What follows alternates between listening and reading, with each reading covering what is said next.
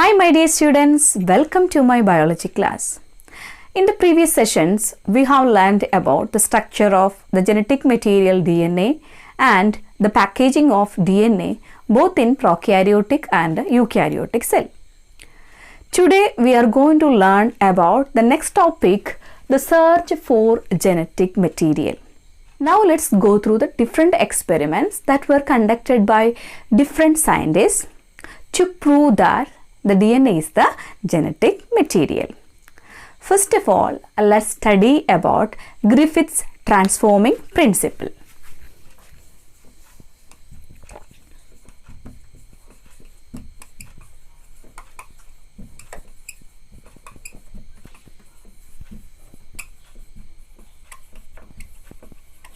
The pioneer step in the search for genetic material was given by Frederick Griffith.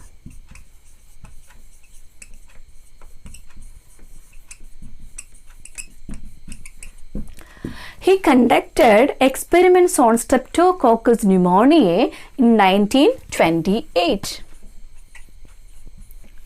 He was a British bacteriologist. While he was working on the pathogen, the bacteria Streptococcus pneumoniae, he could find out two different colonies of Streptococcus pneumoniae.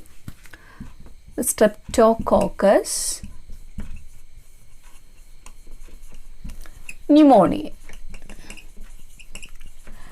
This particular bacteria causes pneumonia in animals.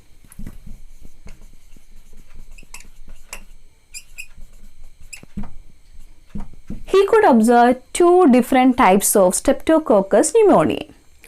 One colony was with a smooth appearance, other colony was with a rough appearance. So he named them as smooth colony and the rough colony. Smooth colony and rough colony of bacteria. The smooth colony of bacteria was having shiny appearance, while the rough colony was having rough appearance. Rough appearance. The shiny appearance was due to the presence of a polysaccharide mucus coat. Polysaccharide mucus coat. While this polysaccharide mucus coat was absent in the rough colony, that's why they were appeared as rough. Okay, absent. The polysaccharide mucus coat was absent in rough colony of Streptococcus pneumoniae. The smooth colony of bacteria is known as S strain bacteria, while the rough colony of bacteria is known as R strain bacteria. He used experimental animal mice to understand which one of these is pathogenic. For this, he injected the S strain bacteria to the mice. Then the mice died. S strain bacteria is injected into the mice.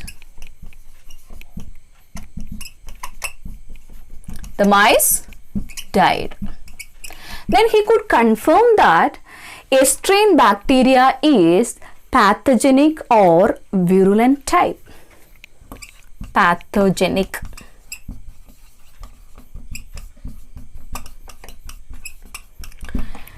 Then secondly, he injected R strain bacteria to the mice. R strain to the mice. Then the mice lived. Then he could confirm that the R strain is non-pathogenic or non-virulent. Non-pathogenic or non-virulent. Okay, here The two types of bacteria were S strain bacteria and R strain bacteria. The S strain is pathogenic, which causes pneumonia in animals. R strain is non-pathogenic, which does not cause pneumonia. Then he experimented with the heat-killed S strain bacteria. In the next step, he used heat-killed S strain bacteria and injected the same into the mice.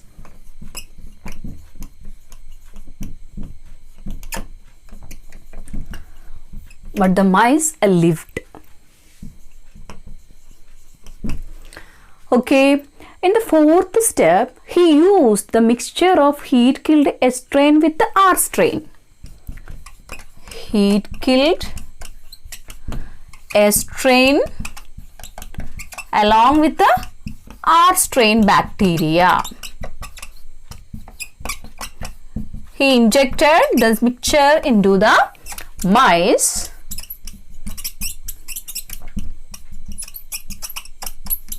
Then the mice died. Okay, did you notice the difference here? When he injected the S strain bacteria, heat-killed S strain bacteria, the mice lived. Before, when he injected the S strain bacteria, the mice died because of pneumonia. Here the mice lived. Do you know why? Here the bacteria was temporarily killed by the heat so that the mice could live. The mice could survive without pneumonia. Bacteria couldn't affect the mice. In the case of fourth one, heat-killed S strain and R strain, the mixture of these two, injected into the mice died. What happened here? He concluded that something or transforming principle transferred from the heat-killed S strain bacteria to the R strain bacteria and made the R strain as pathogenic or virulent. What was his conclusion? Something from heat-killed S strain. He named it as transforming principle.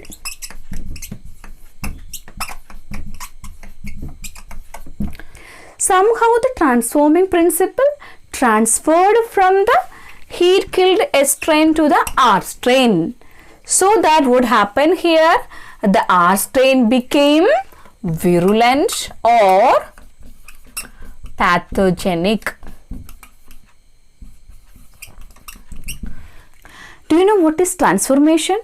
Transformation is the change in the genetic material of the organism by receiving the genes from the outside, especially the remains of the dead relatives.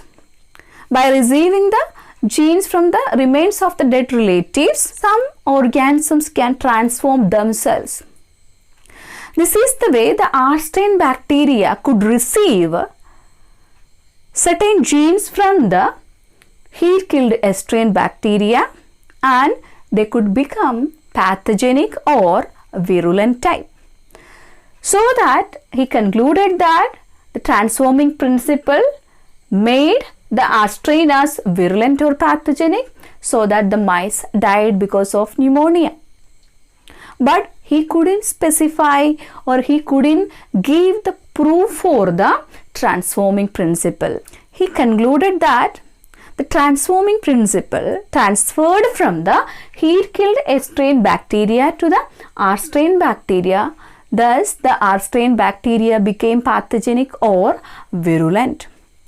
But he couldn't provide the proof, the biochemical proof for the transforming principle. The transforming principle was DNA, but he was unable to obtain the biochemical proof for that.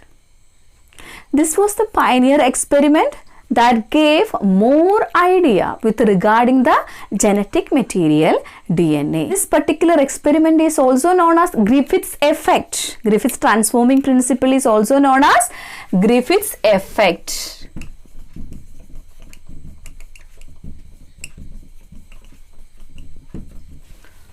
Okay, after the discovery of transforming principle by Frederick Griffith, The genetic material was thought to be a protein till 1944. After this, 3 scientists named Oswald Avery, Colin MacLeod,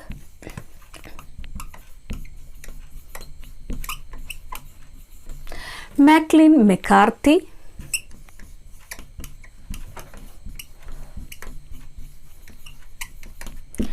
gave the biochemical proof for transforming principle.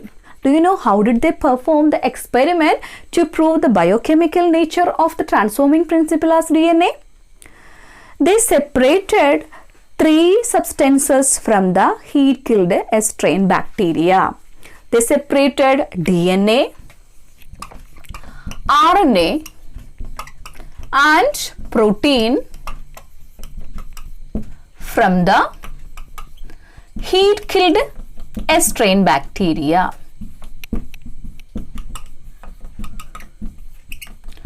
Okay, they used 3 different types of enzymes such as RNAs,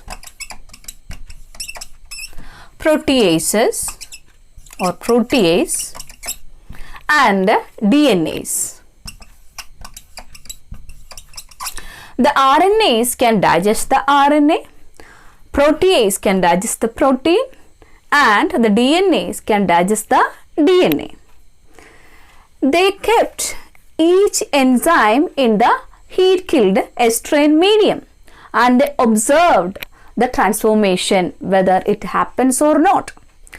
When they put RNAs in the medium, the RNA was digested, but what happened there? Transformation happened as same.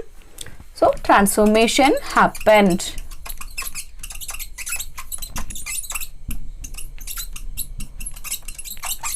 Okay, because RNA, even in the absence of RNA, what happened?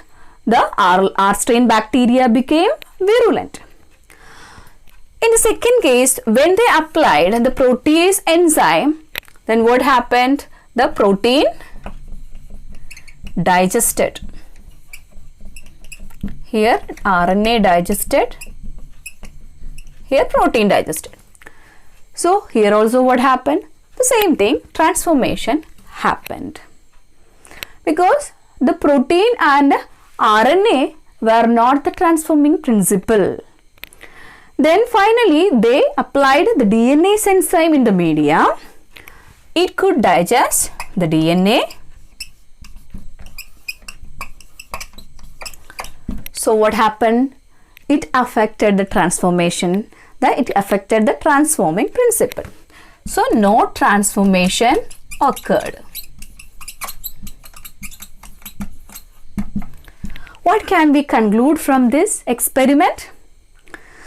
As the transformation did not occur in the absence of DNA, it is sure that DNA is the genetic material. DNA is the transforming principle.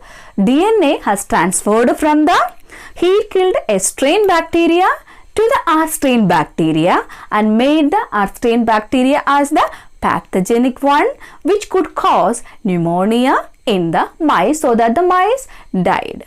After performing this experiment, they concluded that DNA is the hereditary material or the genetic material. But the biological world was not convinced by this experiment. They were involved in different experiments to identify the proper genetic material. We will learn about such an experiment conducted by 2 scientists, Alfred Hershey and Martha Chase, to prove that, or to confirm the DNA is the genetic material. Today we have learned about Griffith's transforming principle and the biochemical proof for the transforming principle. I hope you have understood the topic well. With this, I conclude my session. Thank you and have nice moments.